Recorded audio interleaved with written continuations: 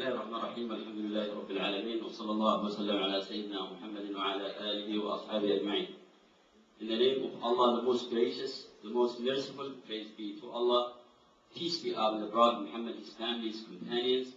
I would like to welcome all of you, and I would like to thank all of you for your attendance. And it's my pleasure to be with you today in this lecture, and I am really happy to be in this hospital, and I would like to thank everyone who made this lecture possible for me and for you. And I would like to say to you, thank you very much for your human mission. Your human mission in this country is really, really appreciated and welcome, and I thank you all for your human mission. Thousands of patients have been relieved through your effort. So every single Yemeni is thankful to you for this human mission. I am with you today to expose our culture. We are at the start of our year. I would like to share with you some of our culture. The Yemeni culture. And the Yemeni culture is mainly Islamic culture.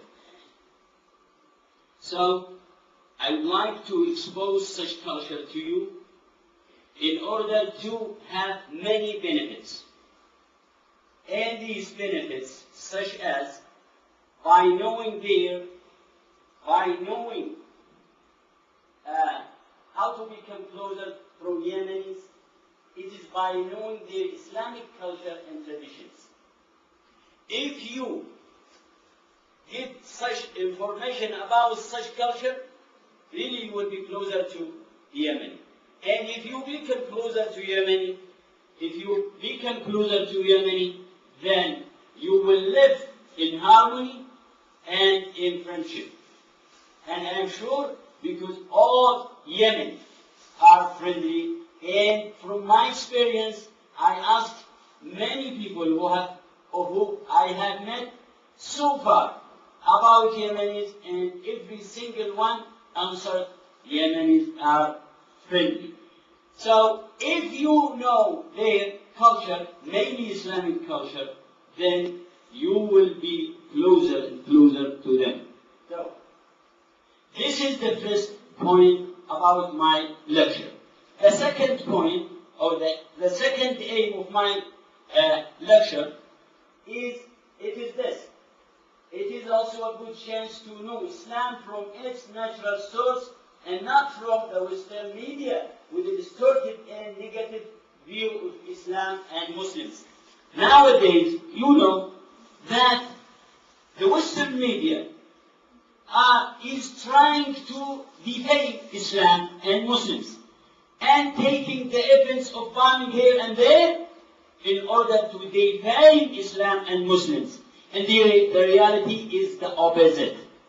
When you deal with Muslims, when you deal with Muslims anywhere, okay, you will find them different from what the Western media is trying to present them in a bad picture. Okay. If we would like to know about the Islamic culture, it is really necessary to know this. What is the truth about Islam? What is the truth about Islam? In order to know the Islamic culture, you need to know about what is Islam. What is the meaning of Islam? What does Islam mean? Islam actually holds two meanings. The first meaning is peace. Peace. It is to live in peace with people around you. It is to live in peace with the nature around you. It is to live in peace with plants around you. It is to live in peace with animals around you. It is to live in peace with the environment around you. Islam is a whole system. It's not only a religion that is practiced in the masjid. No, Islam is a way of life. So the first meaning is to live in peace. And the first meaning of Islam is peace.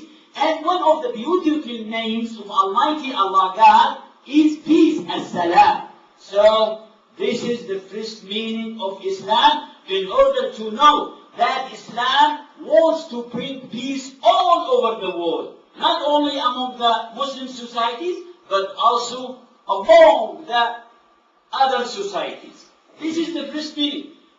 Also, peace means to live in peace with Almighty Allah God. How to live in peace with Almighty Allah God? It is going to be known through the second meaning of Islam. And the second meaning of Islam is this. Islam means total submission to Allah in all aspects of life with no objection. With no objection. You say, Almighty Allah made everything possible for us. Almighty Allah created the whole universe for us. Created the sun, created the moon, created the seas, the ocean, the mountains, the plants, animals, every single thing created for us. These things have a specific purpose, they were created for a specific purpose. The purpose of all creation, the purpose of all these things that I have mentioned to you, is to serve our need and your need. To serve the need of human being. You get the benefit from the moon. You get the benefit from the sun. You get the benefit from the seas, the ocean, the plants, the animals, everything around you. Everything made possible through you. Almighty Allah loves His servants, so that He created all these things for you. Imagine that we don't have a sun. I have this interruption, but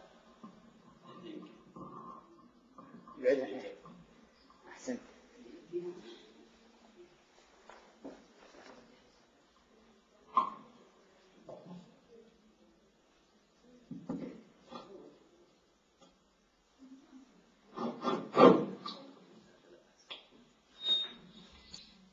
in all these things to serve our purpose, to serve our need. Imagine the whole universe is created for you. So, suppose that we will have, as I said, sun, or a moon, or ocean, or seas, or plants, or animal. Can we live? No, we cannot live. Therefore, Almighty Allah created all these things for us in order to live in this earth and in order to satisfy our need.